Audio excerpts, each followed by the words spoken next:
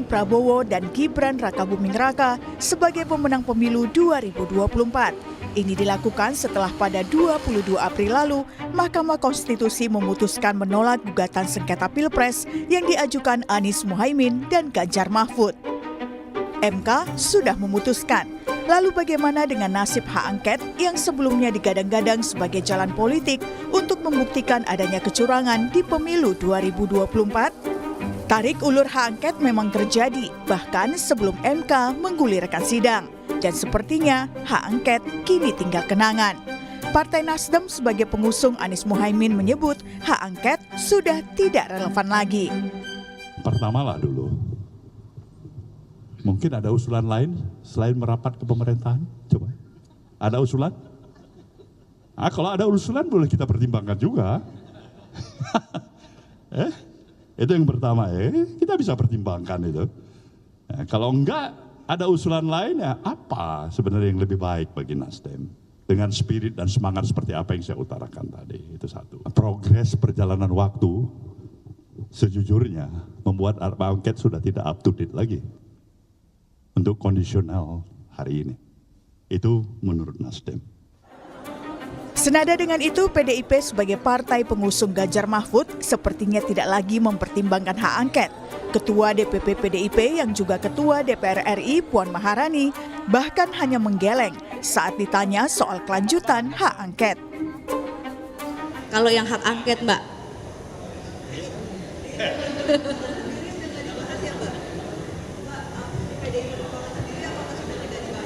Angket ini karena kan sempat mengemuka di awal masa sidang ini, Mbak. Meski nyaris padam, calon wakil presiden pemilu 2024 yang juga Ketua Umum PKB Muhaimin Iskandar masih berharap hak angket bisa berjalan. Menurut Imin, hak angket sangat dibutuhkan untuk belajar dari kesalahan dan kegagalan. Kami tentu amat sangat berharap angket itu berjalan. Karena di situ kita bisa membangun sistem pemilu yang lebih komprehensif. Dengan cara apa? Evaluasi terhadap pelaksanaan pemilu. Karena itu angket amat sangat dibutuhkan. Jangan salah, tidak untuk menyerang atau mengkritisi pemerintah, tetapi untuk membangun sistem pemilu yang belajar dari kegagalan dan kesalahan yang ada. Lalu, benarkah hak angket hanya akan tinggal kenangan? Tim Liputan, Kompas TV. Saudara, pasca putusan MK yang menolak gugatan sengketa Pilpres 2024, nasib hak angket kecurangan pemilu pun kembali menjadi sorotan.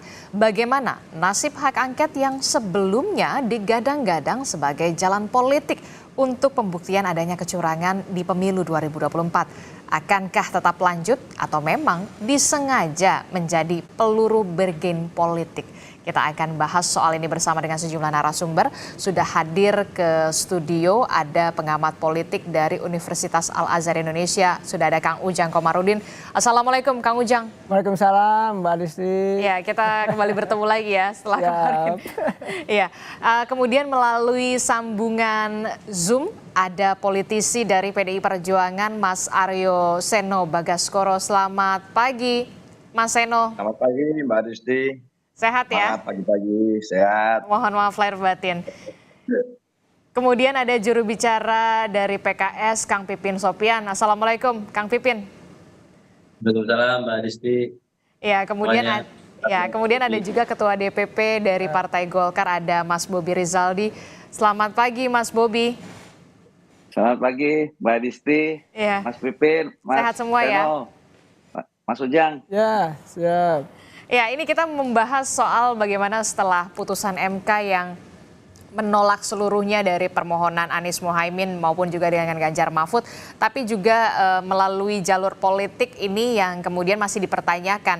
Masih relevan nggak sih membahas soal hak angket untuk mengevaluasi jalannya pemilu 2024? Ini yang kemudian menjadi mencuat adalah setelah Ketua Umum PKB Muhaimin Iskandar mengatakan masih berharap betul. Nah, kalau dari PKS sendiri bagaimana ini? Apakah nanti juga akan berupaya juga bersama dengan PKB atau seperti apa untuk jalan politik atau di jalur politik hak angket ini, Kang Pipin? Ya betul Mbak Disti, jadi kemarin pernyataan Pak Gus Imin itu di Aula PKS dalam pertemuan silaturahim antara Pak Anies Baswedan, Gus Muhaimin sebagai calon presiden dan calon wakil presiden yang diusung oleh PKS, Nasdem dan PKB hadir di PKS untuk silaturahim pasca putusan Mahkamah Konstitusi. Keduanya menyampaikan terima kasih atas dukungan dari pengurus PKS dan kader PKS seluruh Indonesia. Dan pada kesempatan itu memang salah satu yang dibahas adalah bagaimana tindak lanjut dari putusan MK. Jadi kami melihat memang ketika hakim MK ada 3 yang dissenting opinion itu yang mengatakan berbeda dengan 5 hakim MK yang lain bahwa memang ada pelanggaran yang dilakukan oleh rezim ini, maka salah satu opsi yang bisa kita lakukan ke depan adalah dengan menggunakan hak angket di DPR RI. Sebagaimana yang disampaikan oleh hakim MK yang mengatakan bahwa jangan sampai MK menjadi keranjang sampah bagi persoalan pemilu yang sudah terjadi.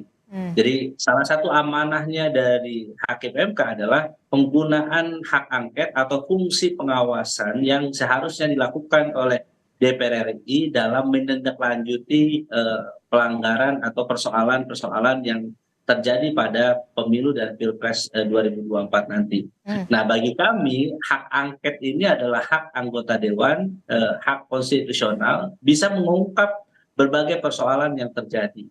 Ketika MK memiliki keterbatasan untuk mengadili secara prosedural, maka kami meyakini hak angket ini menjadi salah satu alat untuk memperbaiki proses pemilu dan Pilpres di 2029 ke depan. Jadi bagi kami, baik PKS ya, kami tentu akan menggunakan hak ini karena ini adalah keputusan dari Musyawarah Majelis Syuro PKS yang mengamanahkan 2 hal. Yang pertama adalah bagaimana kita bisa memperjuangkan di Mahkamah Konstitusi, dan kemarin sudah selesai hasilnya 3-5, keputusan yang lonjong yang kita lihat. Dan yang kedua adalah penggunaan hak angket di DPR RI. 50 anggota DPR RI dari fraksi PKS siap mendukung hak angket di DPR RI, dan kami sangat berharap ya lobby-lobby di DPR RI ini bisa berjalan dengan baik ya,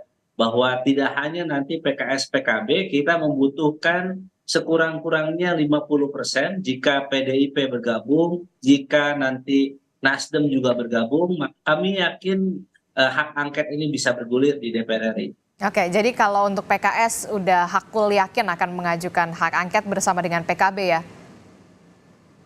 Betul, jadi bagi kami ketika nanti proses di MK ini selesai, kemudian kita akan melihat bagaimana dasar hukum pendapat yang disampaikan oleh ketiga hakim MK yang menyampaikan pendapat yang berbeda ini, yang akan menjadi salah satu dasar kami mengajukan hak angket ke depan. Oke, tapi masih menunggu PDI Perjuangan. Nah, ini gimana nih Mas Seno, PDI Perjuangan? Kalau tadi sebelumnya di paket berita Mbak Puan ini geleng-geleng kepala soal hak angket, gimana Mas Seno?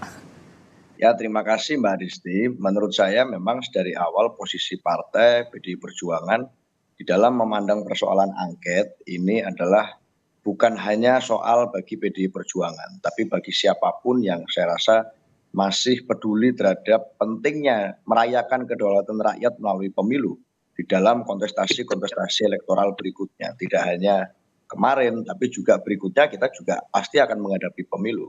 Kalau kemudian kita masih menganggap pemilu itu penting secara substansial, bukan hanya secara prosedural, maka kita harus memastikan bahwa betul-betul prinsip luber jurdil itu dilakukan. Dan apa yang menjadi titik tolak kritik kami kemarin sepanjang pemilu berlangsung hingga kemudian kami menempuh perlawanan secara hukum di MK, itu adalah kami merasa bahwa telah terjadi abuse of power, terjadi dugaan nepotisme serta mobilisasi instrumen kekuasaan di dalam menentukan hasil pemilu melalui proses yang demikian complicated.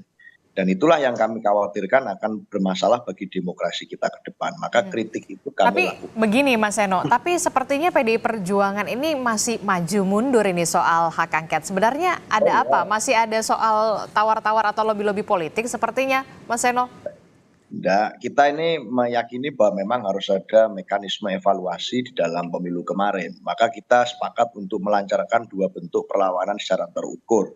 3 bentuk perlawanan secara terukur. Yang pertama adalah perlawanan melalui jalur hukum, kemudian melalui jalur penyadaran elemen civil society, dan kemudian baru melalui jalur politik. Nah, melalui hukum ini saja bagi kami di PDI Perjuangan tidak hanya di MK, Mbak, tetapi juga di PT UN. Karena kemarin pada saat MK disampaikan bahwa di dalam persidangan menolak secara keseluruhan, meskipun pertama kali dalam sejarah bangsa ini itu ada dissenting opinion terkait dengan sengketa pemilu, maka kami juga masih menerima sebuah kabar menarik dari Pak Gayus Lumbun, Ketua Tim Hukum kami di PT UN, yang menyampaikan bahwa dalam sidang dismisal PT UN, ternyata kami dapat ditindaklanjuti apa yang menjadi poin tuntutan kami di dalam persidangan PT UN. Maka dari itu sebenarnya harapan kami secara kebatinan adalah KPU tidak buru-buru atau tergesa-gesa menetapkan hasil dari pemenang pemilu sebelum kemudian ada hasil dari PT UN. Karena ini juga satu bentuk perlawanan secara hukum yang sedang kami lakukan, yang ini sedang bergulir. Jadi sebenarnya kalau bicara tentang perlawanan secara hukum, kami masih memiliki satu perjuangan lagi yang akan kami jadikan basis sebelum menentukan keputusan di dalam melakukan perlawanan-perlawanan secara politik di dalam sikap-sikap tertentu kepartean.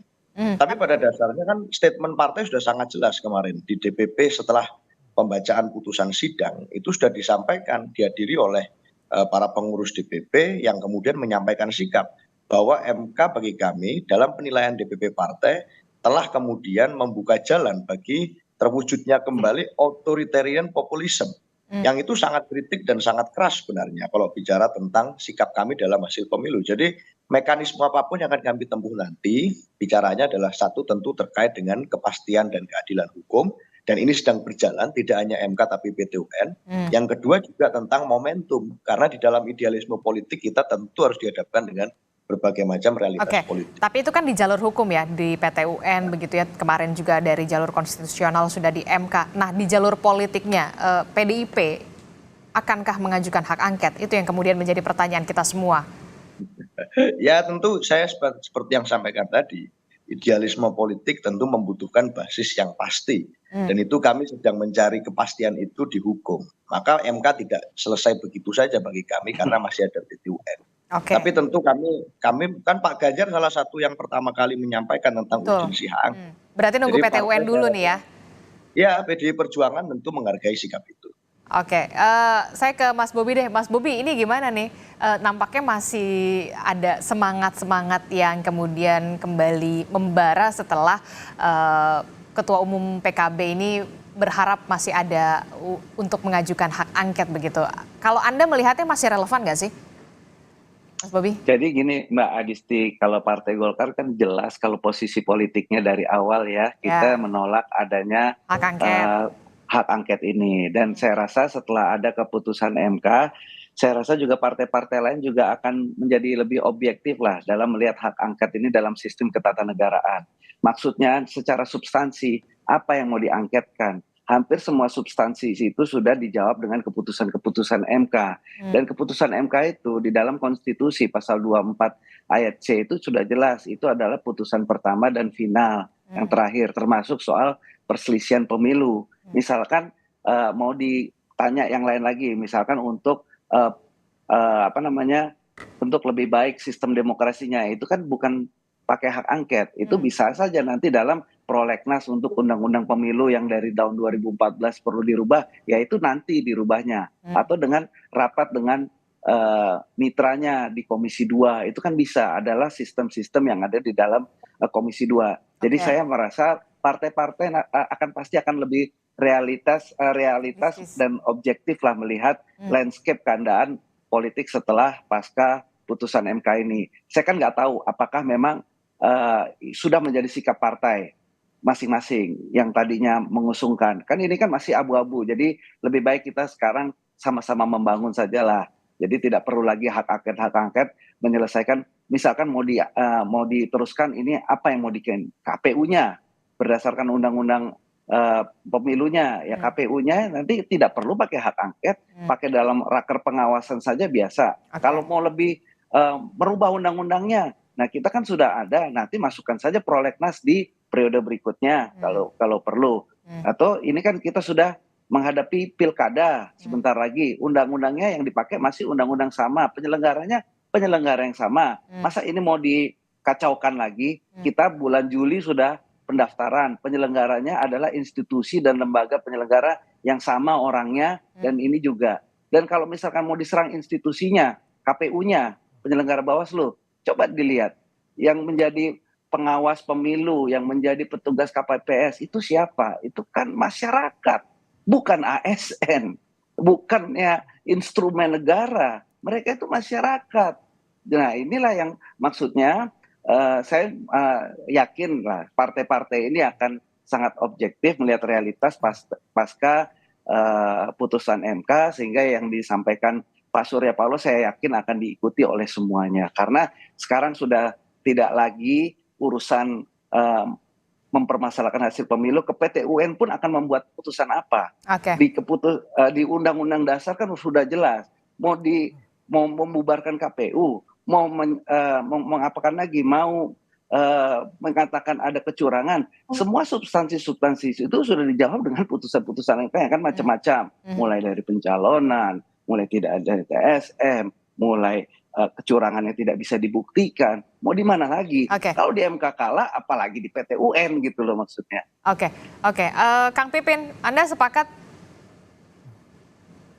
Ya, karena Bang Bobi kan yang dilihat hanya putusan MK-nya, tidak melihat dissenting opinion-nya, jadi menutup mata terhadap dissenting opinion. Jadi kalau menurut saya catatan dissenting opinion itu memang kalau dari putusan MK-nya memberikan catatan kepada DPR RI untuk proses menindaklanjuti atau mengambil peran untuk menggunakan hak pengawasan terkait dengan proses pilpres dan pemilu. Tapi kalau katanya Mas Bobi di rapat kerja komisi saja cukup begitu. Kalau pengawasan, nah itu kuncinya. Dan fungsi pengawasan itu memang punya level tersendiri ya. Ada RDPU, kemudian ada hak interpelasi, ada hak angket. Kalau misalnya ada dugaan terhadap pelanggaran, bukan lagi RDPU atau hak interpelasi, tetapi di situ harusnya adalah hak angket, karena memang ada dugaan pelanggaran itu, dan itu juga yang disampaikan oleh 3 hakim yang menyampaikan dissenting opinion kemarin. Jadi itu adalah dasarnya bagi kami ya, sekali lagi bahwa kalau tidak ada persoalan pelanggaran, mungkin kita hanya RDPU cukup, hak interpelasi cukup. Tetapi ketika ada dugaan pelanggaran yang dilakukan oleh rezim, dengan 1, melakukan politisasi bansos, 2, nah saya harus katakan, politisasi bansos dalam amar putusan Mahkamah Konstitusi itu secara lebih jelas bahwa tidak hanya memang mereka mengatakan bahwa oke, tidak ada pelanggaran, tetapi di situ ada persoalan apa? Persoalan prosedur hukum. Jadi ada kesulitan di mana MK melihat bahwa kalau di situ susah untuk melakukan mengadili bansos ya, bahwa itu tidak ada keterkaitan. Tetapi kalau kita melihat dari hasil survei 62% LSI mengatakan yang memilih yang penerima bansos 62% memilih Prabowo Gibran, di situ sebetulnya ada bukti ya. Nah, tetapi sekali lagi ya, ini saya kira pertama bagi kami penggunaan hak angket ini adalah ikhtiar aspirasi masyarakat yang melihat bahwa tidak boleh orang yang melakukan pelanggaran dibiarkan begitu saja. Nah, memang hak angket bisa jadi tidak merubah hasil dari Pilpres kemarin, tetapi bagi kami siapapun yang melakukan pelanggaran memang harus diganjar yang setimpal. Itulah yang diaspirasikan oleh rakyat Indonesia. Nah, sasarannya berarti ke KPU menurut Anda begitu untuk hak angketnya? Kalau tidak hanya ke KPU, kepada rezim yang berkuasa saat ini. Jadi kalau kita melihat sasarannya bukan tidak ke paslon, tetapi kepada siapapun yang menggunakan kekuasaan kekuatan, powernya, sumbernya untuk melakukan pelanggaran terhadap Pilpres, maka itu harus diganjar. Mas Seno? Salah satunya siapa? Saya kira di persidangan kita sudah tahu siapa saja para penguasa pejabat negara yang sudah disebut yang telah melakukan abuse of power sebagaimana yang disampaikan oleh Mas Seno.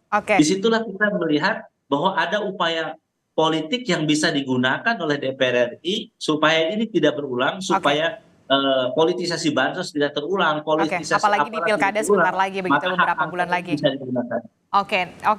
Nanti kita juga akan tanya ke Mas Seno, apakah Anda cukup objektif dan juga realistis dalam hal ini adalah PDI Perjuangan untuk tetap mengajukan hak angket setelah kemudian Mahkamah Konstitusi kemudian menolak? Jangan dijawab dulu Mas Seno, tetaplah bersama kami di Sapa Indonesia Pagi, usai jeda. Sapa Indonesia Pagi, saudara, kita masih membahas masih relevan atau tidak sebenarnya hak angket ini diajukan atau digulirkan setelah adanya putusan MK yang menolak seluruhnya soal sengketa Pilpres 2024. Masih bersama saya ada Kang Ujang di studio, kemudian ada Kang Pipin dari PKS, kemudian ada Mas Bobi Rizaldi dari Partai Golkar, ada Mas Seno dari PDI Perjuangan, dan juga ada Kang Pipin Sopian dari Partai Keadilan Sejahtera. Saya ke Mas Seno. Mas Seno, Anda sepakat nggak kalau misalkan sudahlah kita objektif saja, kita realistis saja, Mas Seno? Mas Seno, audionya? Oke, gini Mbak Adisti, kalau kita bicara tentang PT-UN misalnya yang dilakukan oleh PDI Perjuangan secara hukum dan konstitusional, ini pun juga tidak menjamin bahwa ini akan berdampak secara signifikan terhadap penetapan hasil pemenang pemilu kemarin. Tapi kan apakah kami harus diam saja pada saat kita menghadapi situasi di mana apa yang terjadi di dalam Pilpres kemarin begitu dalam merusak nurani demokrasi kami. Jadi Anda menilai putusan MK ini tidak cukup memuaskan bagi semua pihak atau bagaimana? Karena kan kita Tentu kami merasa bahwa ada ketidaksepakatan terhadap cara pandang kami terhadap putusan MK secara lembaga. Tapi kan kami menghormati bahwa MK secara konstitusi, secara asas itu berada pada posisi final and binding, akhir dan mengikat. Kami menghormati posisi MK itu. Tetapi kalau kemudian kami berbeda pendapat atau merasa tidak sepakat dengan apa yang menjadi putusan akhir, yang mana kami tentu merasa kecewa adanya penolakan secara keseluruhan atas tuntutan kami maupun tim 01. Tetapi pada dasarnya ini juga berangkat dari apa yang menjadi keresahan masyarakat. Kalau kita melihat secara data sains misalnya, secara rasional, yang kita melihat dari survei Kompas misalnya, Kompas ini menyatakan bahwa lebih dari 60% masyarakat Indonesia merasa perlu untuk digulirkan hak angket.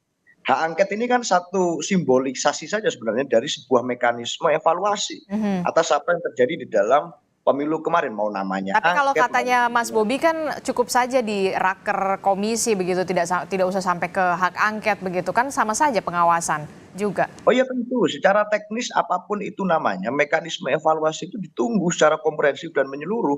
Kalau ada mekanisme evaluasi lain yang namanya bukan angket tapi bisa mengevaluasi secara menyeluruh tentang jalannya pemilu itu, maka kami juga akan tempuh. Buktinya di PT-UN kami lakukan, ini pertama kali dalam sejarah persoalan pemilu, kemudian partai politik kami lakukan gugatan, kita bawa ke PT-UN. Artinya apapun itu kami ingin mencari apa yang secara substantif mengusik hati nurani banyak orang.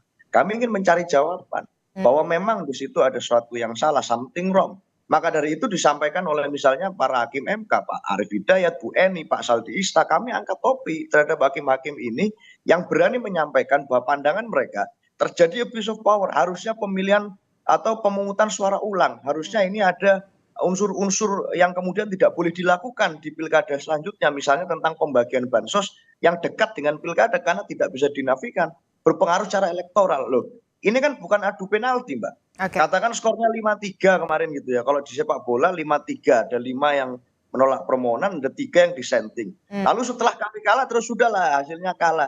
Loh ini kan bukan begitu. Ini bicara tentang persidangan hukum yang sebelumnya tidak pernah ada dissenting, tapi ada 3 hakim yang merasa bahwa ini tidak boleh lagi terjadi di pemilu selanjutnya. Berarti kan ada sense bahwa something is wrong.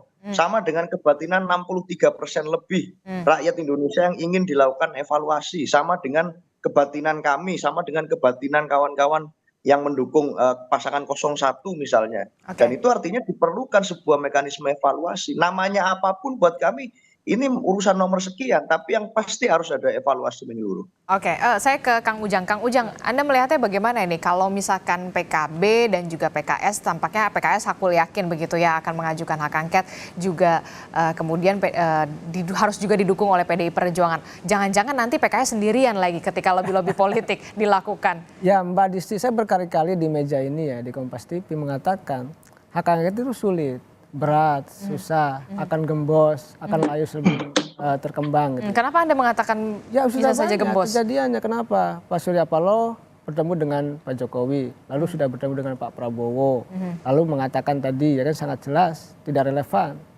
Jadi Nasdem saja sudah jelas sikapnya. Yang dulu ingin mendorong hak angket, sekarang sudah berapi-api sekali gitu. Akan masuk pemerintahan Prabowo Gibran. Yang kedua, PKB ini menurut saya akan sulit juga untuk mendorong hak angket. Tapi kan beberapa hari yang lalu ketua umumnya. Lihat nanti dalam beberapa waktu lalu ke depan ini kelihatannya akan ada pertemuan juga antara Pak Prabowo dengan Pak Cak Imin. Kenapa saya katakan ya bahwa PKB sulit? Ada psikologis atau kebatinan di PKB yang ketika misalkan mendorong hak angket akan mendapatkan tekanan yang kuat. Pertama persoalan hukum yang akan mengenai ketua umumnya. Yang kedua akan dibuka kembali gitu ya, maksud Anda? Pasti. Yang kedua itu soal apa? Ya ketua umumnya akan terancam juga. Terancam? Ya terancam kalau mendorong hak angket bisa jadi nanti ada muktamar luar biasa. Dan itu juga sudah mengatakan Pak Saifullah Yusuf mengatakan bahwa perlu regenerasi katanya di PKB, bahkan itu adalah pesan yang halus. Iya, dalam konteks kalau nanti Caimin dorong hak angket, itu dua hal itu akan menurut saya akan mungkin terjadi. Makanya analisa saya mengatakan bahwa PKB ini di endingnya, di ujungnya tetap tidak akan mendukung hak angket. Lihat saja di analisa saya. Nah, PDI saya mengatakan 1 bulan yang lalu, ya kurang lebih saya mendapatkan bocoran bahwa dari petinggi TPN, ya petinggi saya katakan, memang dia bukan orang PDIP, tapi petinggi TPN mengatakan hak angket tidak akan didorong oleh PDIP. Tidak akan terjadi. Makanya hari ini sampai hari ini tidak ada eksekusi itu. Makanya sampai kemudian Mbak Puan juga geleng-geleng kepala aja. Nggak ada. Jadi saya mengatakan politik belakang layar atau internal mereka tidak ada. Bahkan kalau boleh saya buka lagi, ada teman saya gitu yang juru bicara dari PDIP juga mengatakan nanti katanya kalau hak angket yang nggak jadi, saya jangan diundang saya. Dan ini juga terjadi. Jadi saya melihat dalam konteks realita fakta politik hari ini agak sulit mengatakan hak angket. Maka tadi Mbak Adisi mengatakan jangan-jangan hanya PKS. Nah mestinya kalau sungguh-sungguh saya katakan ya, kalau sungguh-sungguh kalau berani, butuh keberanian, maka dari dulu sudah mengatakan sudah ada teken-teken sudah diajukan. Cuma apa sih sebenarnya? Tunggu apa? Persoalannya tadi mesti didukung oleh katakanlah 50% lebih kan untuk di sidang paripurnanya. Itu yang tidak ketemu. Oleh karena saya mengatakan hak angket silakan dorong. Kalau memang jagoan, kalau memang berani, itu udah hak konstitusional dari anggota DPR, silakan. Kami rakyat Indonesia menunggu. Tapi saya katakan agak sulit, agak berat, akan tergembosi dan fakta sampai hari ini hanya waktu tinggal 6 bulan lagi dan kemungkinan juga akan masa reses, agak sedang masa reses kalau nggak salah, akan sulit dilakukan. Oleh karena itu ya kami tadi kalau Bang Seno mengatakan ya rakyat Indonesia mendukung, iya mungkin mendukung untuk katakanlah mencari ya. Bahkan juga Kang Pipin mengatakan ikhtiar masyarakat. Ya silakan, tapi dalam konteks hari ini saya melihat agak sulit, berat, dan sesuai dengan prediksi saya di tempat ini juga, di meja ini juga di Kompas TV mengatakan akan sulit. Dan ini menjadi pertaruhan saya juga Mbak Adisti sebagai analis politik ya, untuk melihat bahwa secara objektif fakta-fakta mengindikasikan bahwa agak sulit, agak berat untuk mengeksekusi hak angket ini, begitu. Maka tadi kelihatannya yang akan mendorong PKS. Saya melihat begitu, tapi PKS pun belum mengajukan juga, karena butuh 2 fraksi. Apakah PKB mendorong? Saya tidak yakin. Gimana nih Kang Pipin? Ya, kami paham itu ya, bahwa realitas di DPR RI itu bahwa kekuatan politik saling intervensi atau interlocking politik yang sering terjadi, dan itu realitas yang kami rasakan selama kami kurang lebih 10 tahun menjadi oposisi di pemerintahan Pak Jokowi ini. Ya memang realitasnya ketika ada persoalan, misalnya kami mengajukan hak angket terkait utang negara yang begitu besar, hak angket di luas raya, hak angket terkait dengan persoalan-persoalan bangsa, terkait hak hidup, hajat orang banyak. Memang karena ketimpangan ya partai pendukung pemerintah dan partai partai di luar pemerintah, sehingga upaya oposisi, partai-partai oposisi seperti PKS ini biasanya terhenti di realitas dukungan dua fraksi yang harus mengajukan kepada pimpinan DPR RI terkait hak angket ini. Tetapi sebagai ikhtiar, ya, sebagai partai di luar pemerintahan, ya berharap boleh saja begitu ya. Aspirasi dan mayoritas rakyat Indonesia sebagaimana di survei Litbang Kompas bahwa 60% lebih mereka menghendaki hak angket, maka kami akan menyuarakan aspirasi itu. Kami akan berusaha sebisa kami untuk bahwa hak angket ini jalan yang harus kita tempuh kalau kita ingin meluruskan jalan demokrasi yang saat ini bengkok. Inilah persoalannya. Jadi kalau kita membiarkan seakan-akan pelanggaran ini biarkan saja terjadi gitu. Tapi kami ingin meluruskan itu. Ya. Untuk meluruskan itu memang tidak bisa hanya menggunakan suara kami di media, tetapi harus ada alat. Nah, hak angket inilah salah satu alatnya.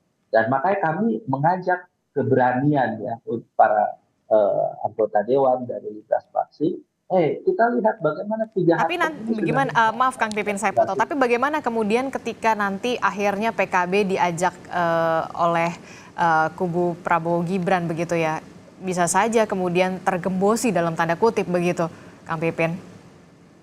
Ya tentu kami menghormati pilihan-pilihan masing-masing partai karena kami tidak bisa mengintervensi keputusan masing-masing partai untuk menggunakan hak angket atau tidak. Kami punya 50 anggota fraksi di DPR RI dari total 575 anggota dewan. Tentu 8% ini kurang dari untuk mengajukan hak angket. Tetapi sekali lagi bagi kami ingin menuntaskan ya, semua aspirasi masyarakat itu salurannya lewat PKS. Kami tidak menghendaki adanya yang disebut sebagai defisit demokrasi. Ketika dana negara dikeluarkan untuk pemilu begitu besar, tetapi kemudian para elit ini hanya menggunakan cara berpikir elit dan mengabaikan cara berpikirnya masyarakat. Jadi banyak persoalan yang terjadi pasca pemilu ini, bansos dikeluarkan, kemudian harga-harga sembako mahal, telur mahal, beras mahal, kemudian utang negara kita semakin membumbung, ya. Dan itu memang kami sadari bahwa kalau sistem yang kemarin kebijakan yang dikeluarkan oleh pemerintah ya terjadi tanpa melihat bagaimana dampaknya, inilah yang kita rasakan. Kurs rupiah kita melemah, ya harga-harga meningkat, pengangguran terjadi di mana-mana. Jadi kami melihat ada kebijakan yang sembrono, tiba-tiba dengan arogan memindahkan dari Jakarta ke Kalimantan. Baik Mas Bobi. Persoalan yang sebetulnya satu paket yang kita lihat untuk mengekalkan kekuasaan dengan cara apapun.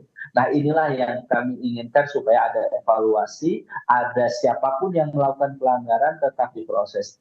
MK sudah selesai, kami tidak bisa merubah nanti keputusan MK terkait siapa pemenang Pilpres, tetapi kami bisa mengadili siapa yang melanggar melalui hak angket. Siapa penguasa yang melakukan pelanggaran dengan cara hak angket itu. Mas Bobi, bagaimana ini? Kemudian pasti akan ada, apalagi Mas Gibran mengatakan ketika ada nanti hari ini penetapan oleh KPU, nextnya adalah kemudian merangkul semua pihak begitu ya untuk mengakhiri polemik Pilpres. Sudah ada akan kemana nih informasinya, ataukah pertama ke PDI Perjuangan dulu atau ke 01, 03 capresnya atau justru mungkin ke PKB? Mas Bobi. Jadi tadi yang disampaikan oleh Mas Ujang kan udah jelas. Sekarang ini pasca putusan MK itu sudah final. Kalau ada yang masih mencoba mengutak-ngutik, mungkin apalagi yang berdasarkan dissenting opinion, Mbak Adisti, ini mungkin perlu sedikit diingatkan bahwa dissenting opinion itu kan ada di pengadilan lain juga, di pengadilan niaga itu juga ada, dan di putusan MK itu berbeda. Kalau dissenting opinion di pengadilan niaga itu adalah putusan yang terpisah yang bisa ditindaklanjuti. Sedangkan di MK, walaupun ada dissenting opinion itu adalah mengikat. Jadi itu adalah masuk di dalam menjadi bagian dari kesimpulan, sehingga bukan berarti dissenting opinion itu adalah substansi ada yang perlu ditindaklanjuti. Jadi dari soal itu pun harus dipahami bersama. Dan saya rasa semua partai-partai akan memahaminya. Jadi substansi-substansi yang akan dibawa nanti di luar lagi keputusan MK ini, ya kan kalau udah melihat gini kan, kalau namanya keputusan sudah ditolak itu kan artinya apa? Kurang bukti, kurang segala macamnya. Nah itu yang secara substansi. Nah secara kebatinan yang tadi disampaikan oleh Mas Ujang, saya rasa ini akan menjadi sinyal juga bahwa ya sudahlah, mungkin kan partai politik, ketua-ketua parpolnya memiliki perspektif dan mungkin informasi ya yang lebih akurat dalam waktu dekat ini. Pertemuan-pertemuan politik pasti akan dilakukan, konsolidasi pun akan dilakukan. Mana yang akan mendukung koalisi baru nanti di presidensi dan mana yang akan mendukung untuk penolakan hak angket. Ini akan menjadi saya rasa akan terkristalisasi dan akan indah pada waktunya Mbak Adisti, dan itu tidak lama lagi. Jadi saya juga sangat yakin bahwa hak angket ini tidak akan digulirkan. Oke, Mas Seno, gimana Mas Seno? Ini untuk mengakhiri polemik Pilpres, kemudian biasanya Mas Gibran juga sudah mengatakan akan merangkul semua, akan bersilaturahmi, termasuk juga mungkin ke 01 dan juga 03. Akan ada upaya konsolidasi di sana. Apakah nanti akan ada perubahan-perubahan lobby politik setelah penetapan KPU ini, Mas Seno? Ya, kita kan masih bersengketa di PT UN, masa mau rangkul-rangkulan terlebih dahulu? Rasanya kok nggak pas ya. Artinya daripada sekarang sibuk bertemu dengan elit, arahan partai kepada kami semua sebenarnya sangat jelas, yaitu terus turun ke bawah bersama dengan masyarakat. Kita tahu kondisi geopolitik dunia sedang tidak pasti, perekonomian global maupun nasional dan dunia juga sedang tidak baik-baik saja. Lebih baik memahami kebatinan rakyat, karena dalam waktu dekat kami juga akan melakukan rakernas, yang mana penentuan dalam posisi politik partai PDI Perjuangan ke depan akan disatukan di sana. Jadi bukan berdasarkan pertemuan-pertemuan itu, tapi dari keputusan yang itu berasal dari bawah, yang hari ini semua sedang belanja masalah. Saya rasa itu lebih penting. Oke, terakhir Kang Ujang, gimana untuk hak angket ini? PKS prediksinya sendirian atau mungkin ada siapa lagi kemudian yang nanti akan berubah pikiran? Ya, sesuai dengan analisa saya bahwa kelihatannya ya PKS saja yang akan mendorong, dan itu tidak cukup karena harus 2 fraksi. Jadi saya mengatakan sudah dari 3 bulan yang lalu ya, maju mundur, analisa saya bisa cek di jejak digital saya bahwa agak sulit, agak berat, dan ini fakta dan kenyataan hingga hari ini pun belum ada itu pengajuan hak angket. Tapi tadi kalaupun memang mau mengkoreksi ya silakan, ini adalah negara demokrasi ya, terbuka. Siapapun yang salah ya pasti harus dikritik. Oke, terakhir Kang Ujang, siapa kira-kira menurut analisa Anda yang akan disambangi atau disilaturahmikan lebih awal pertama? Tinggal kita lihat saja kan dari kalkulasinya, misalkan Nasdem sudah, ya kan tinggal PKB nih. Ya P3 berharap, tapi kan karena belum lolos parlemen, ya akhirnya diundur. Jadi menurut Anda PKB pertama? PKB, karena apa? PDIP tadi tarik ulur karena sedang mengadukan PT UN kan begitu. Saya melihat begitu. Oke, baik, kita akan tunggu bagaimana dinamika politiknya dan juga konsolidasi politiknya, apalagi hari ini penetapan KPU Republik Indonesia. Terima kasih Bapak-bapak, Mas Seno, Mas Bobi, Kang Pipin, Kang Ujang telah bergabung bersama kami. Terima kasih, sehat-sehat selalu. Amin, terima kasih Kang Pipin.